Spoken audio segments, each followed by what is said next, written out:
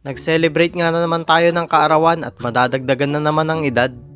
So ngayong araw nga mga guys ay magse-celebrate nga tayo ng kaarawan dahil itong June nga ang ating birth month. Bali naghanda lang pala kami ng kaunting pagsasalo-saluhan dahil hindi naman mahalaga sa amin ngayon yung maraming handaan. Ang mahalaga ay malakas at maayos ang ating pangangatawan dahil higit pa to sa kayamanan na meron tayo dito sa mundo ang magkaroon ng magandang kalusugan. Diba? Tama naman. O siya, masyado nang mahaba ang ating kwentuhan. Alam ko na nag-aantay ka na din ng kainan kaya tara, kain na. Bali wala pala tayong bisita ngayon dahil di naman pang malakasan yung ating handa. Pansin mo din ba na habang tumatanda ka na hindi ka na ganun ka-excited maghanda sa iyong kaarawan. Tatakkan na kasi to katon feeling mo labatan tato mo. Pero ang totoo, masaya na ako na nandito yung mga pamangkin ko at mga pinsan ko na masaya sa kaunting pagsasalo-saluhan. Dati nga simpleng araw lang ang birthdayhan, ngayon kahit papano ay may kaunting handaan. Sobrang nakaka-bless yung ganitong twist.